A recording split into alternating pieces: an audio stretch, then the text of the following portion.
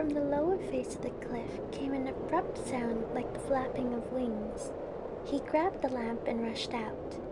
A package, wrapped in matting, was lying in the sand. There was not a sign of anyone around. He shouted in a loud voice. There was no answer at all. With eager curiosity, he snatched away the rope and fastened around the matting. He could only suppose that the package contained implements for climbing the cliff.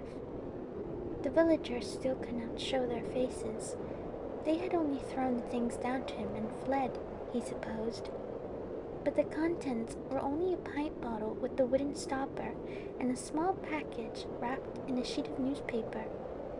In the package were 3 boxes, each containing 20 Shinsei cigarettes. Nothing more. He grasped the edges of the matting again and shook it violently, but only sand spilled out. He had counted on some scrap of a letter at least, but there was nothing. The bottle contained cheap sake that smelled of rice mold. Whatever could they be about? Could they be bargaining? He had heard that the Indians of America exchanged cigarettes as a sign of friendship, and, in Japan, sake, too, was commonly a part of some happy occasion. Thus, it was certainly plausible to suppose that their actions were a sort of advance expression of their intention to come to an agreement. Country people tended to be self-conscious about expressing their feelings in words, and in this sense they were more honest. He acquiesced for the time being. Cigarettes were more important than anything else. How had he ever stood being without them for over a week? With an accustomed gesture, he broke the label and stripped it off squarely down the side. It felt like smooth wax paper. He snapped the bottom and forced a cigarette out. The fingers that held it trembled. He took a light from the lamp, filling his lungs with slow, deep breaths, and the fragrance penetrated his blood to the farthest corner of his body. His lips felt numb, and a heavy velvet curtain descended over his eyes. He felt a dizziness as if he were being strangled, and a chill went through him. Clenching the pint bottle tightly to him, he reeled back to the house on far-away legs that were not his own. His head was still firmly clamped in a hoop of dizziness. He tried to look over at the woman, but no matter how hard he tried, he could not see straight ahead. Her face, which he had caught diagonally out of the corner of one eye, seemed terribly small. It's a present. See? He held the pint bottle up and shakily showed it to her. Aren't they considerate? They gave us a full one to celebrate in advance. Didn't I tell you? I knew it from the very first. Well, what's done is done. What about a snort? Keep me company? Instead of answering, the woman closed her eyes tightly. Was she sulking because she couldn't get him to loosen her ropes? Stupid woman. If she would give him one good answer, he would probably release her right away. Was she moping because she could not keep the man she had gone to such trouble to catch, and at last had to let go? That might be true too. After all, she was still only about 30, and a widow. Between the instep and the back of the woman's foot there was a conspicuous and disagreeable fold. Again a nonsensical laugh welled up in him. Why was her foot that funny? If you want a cigarette, I'll give you a light. Shall I? No. Cigarettes make my throat dry, she said in a faint voice, shaking her head. Well, then, shall I give you a drink of water? I'm all right, for the time being. You don't have to be polite. You know, I didn't subject you to this because of any personal dislike for you. You understand, don't you? That strategically it was unavoidable. Your predicament seems to have softened the others up They're little.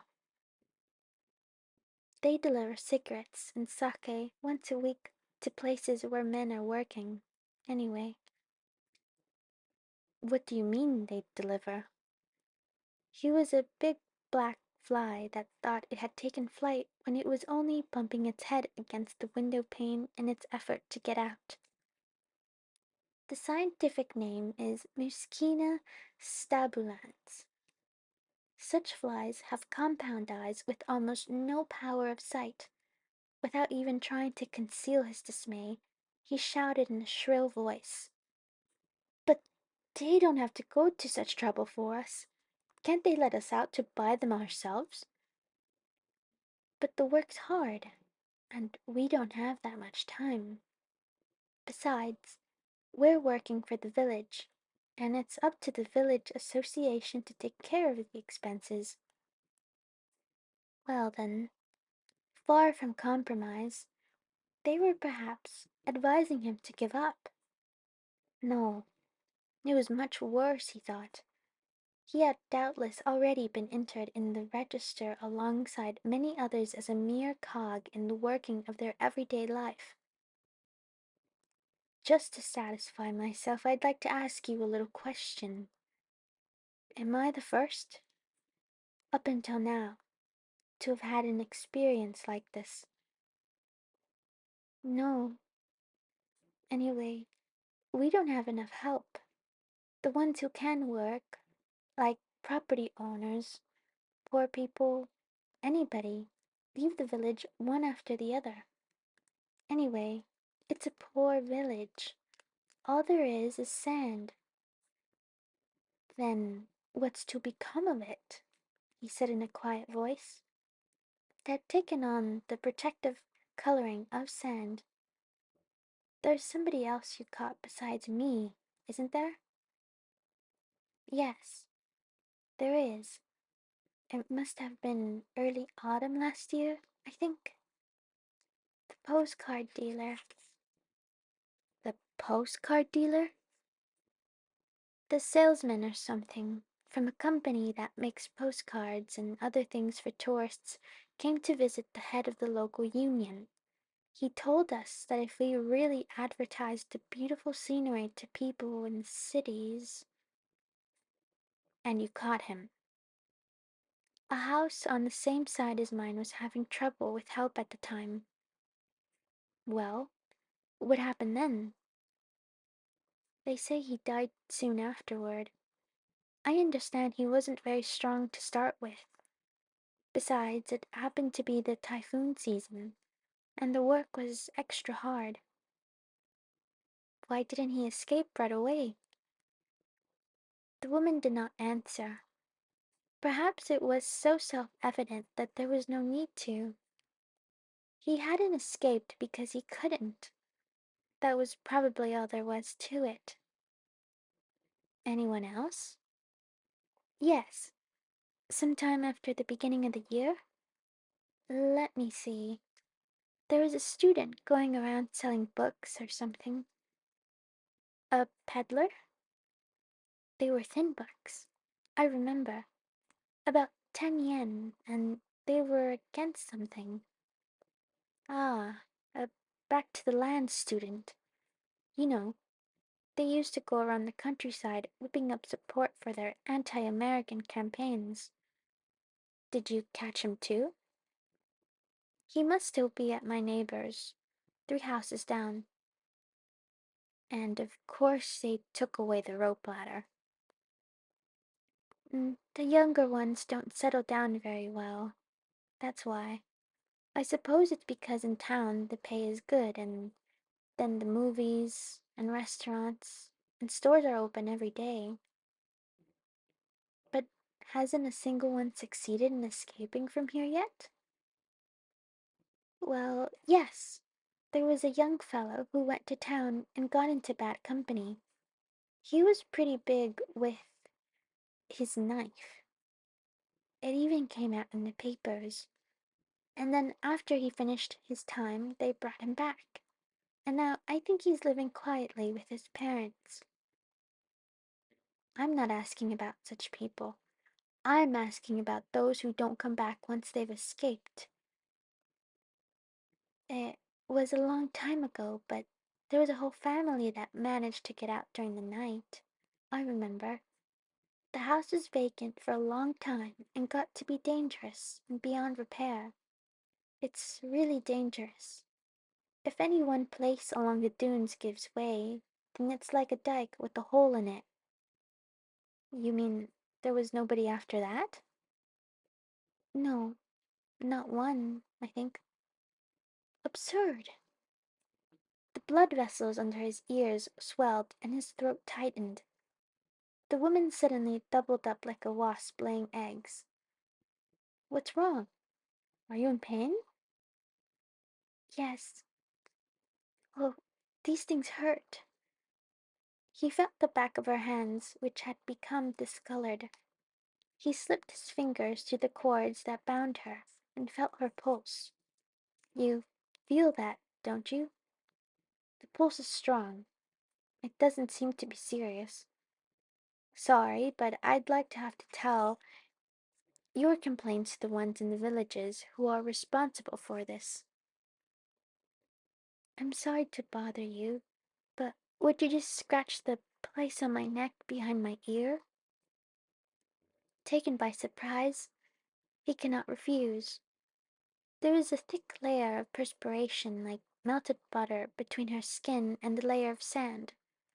It felt as though he had put his nails on a peach. I'm really sorry, but honestly, there hasn't been a single person to get out yet. Suddenly, the outline of the doorway became a faint, colorless line and floated away. It was the moon, a fragment of wan light like the wings of an ant.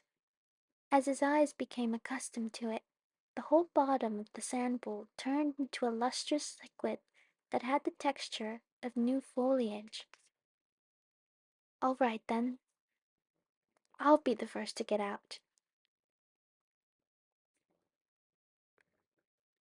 It was hard to wait. Time was folded in endless steep billows like pleats. If he did not pause at each fold, he could not go ahead. And in every fold there were all kind of suspicions, each clutching to its own weapon. It took a terrible effort to go ahead, disputing or ignoring these doubts or casting them aside. Finally, after he had waited the whole night through, dawn came.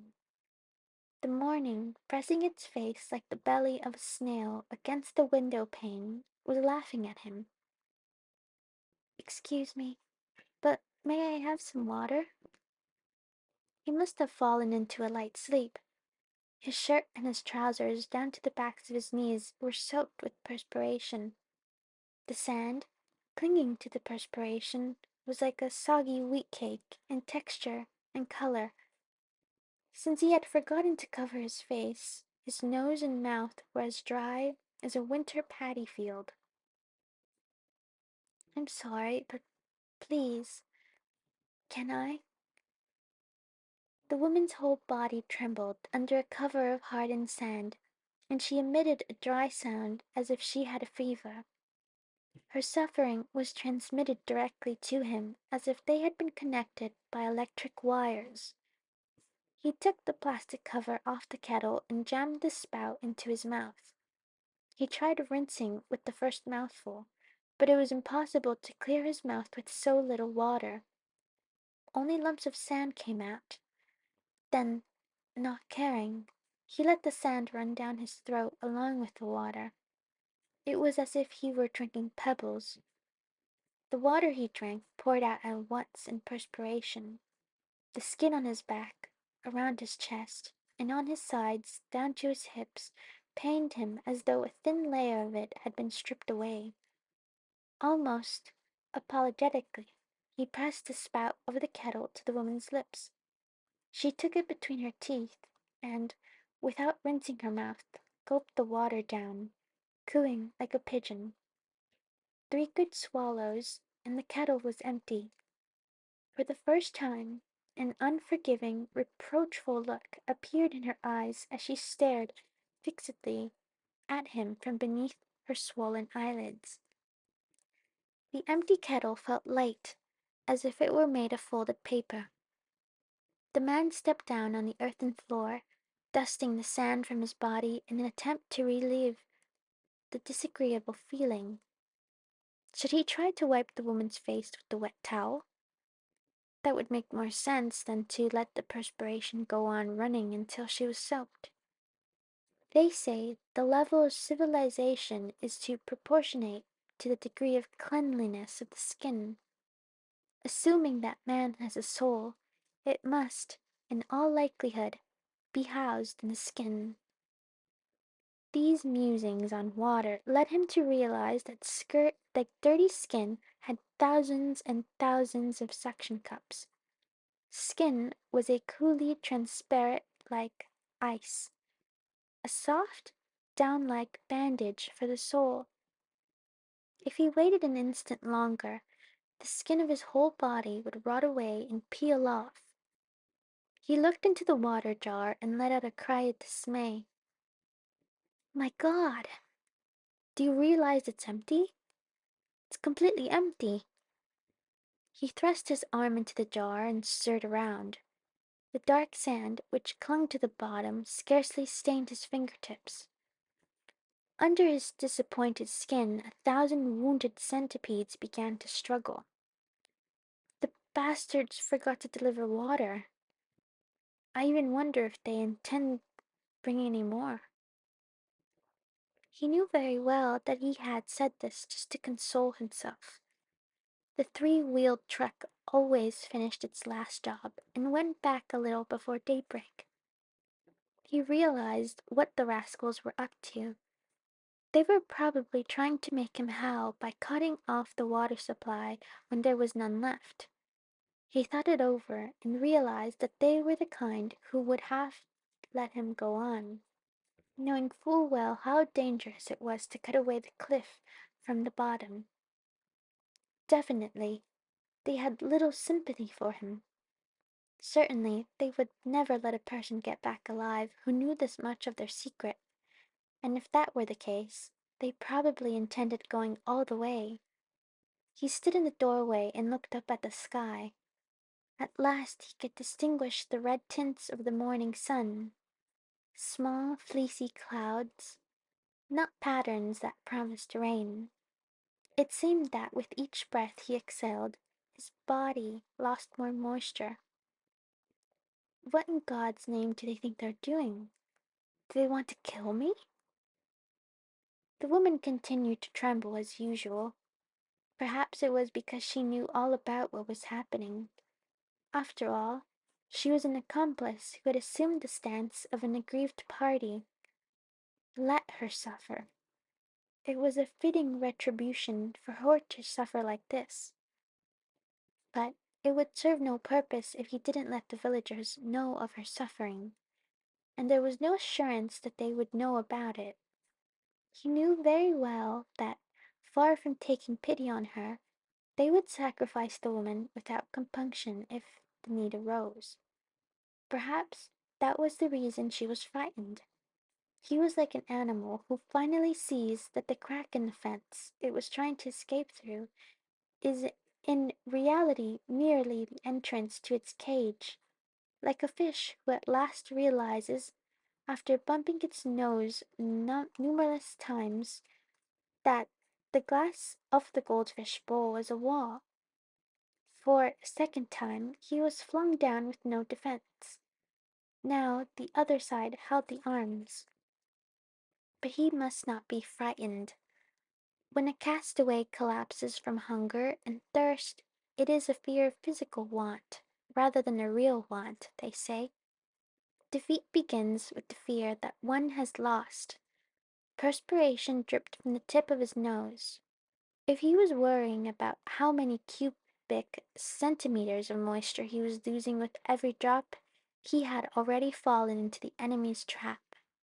It would be interesting to speculate just how long it would take for a glass of water to evaporate. Unnecessary fussing would not make time go faster. How about it? Should I loosen the ropes?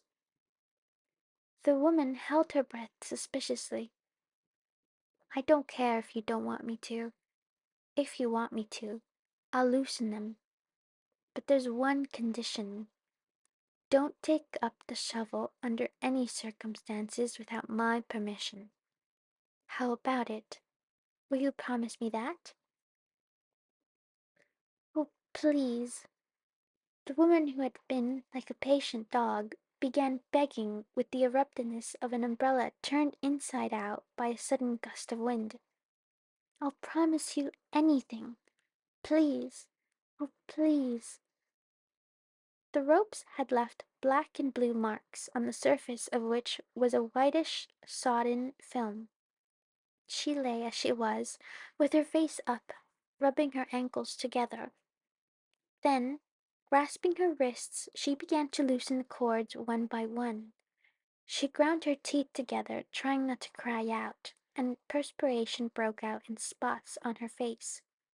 Gradually she turned her body, and lifting her buttocks, got up on all fours. Last of all, with much effort, she lifted her head.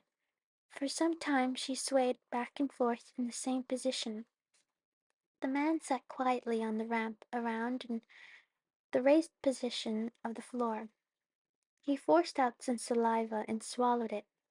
He repeated the action, and the saliva became glutinous like paste, and stuck in his throat. Of course he did not feel like sleeping, but his fatigued senses had become like wet paper. The landscape floated before him in dirty patches and lines. It was really a picture puzzle landscape. There was a woman, there was sand, there was an empty water jar, there was a drooling wolf, there was a sun, and somewhere, he knew not where, there must also be a storm center and lines of discontinuity. Where in God's name should he start on this equation filled with the unknowns? The woman stood up and slowly walked toward the door. Where are you going? She mumbled something as if avoiding him, and he could hardly catch what she had said. But he understood her embarrassment. At length, from just beyond the board wall, came a quiet sound of urinating. Somehow, everything seemed futile.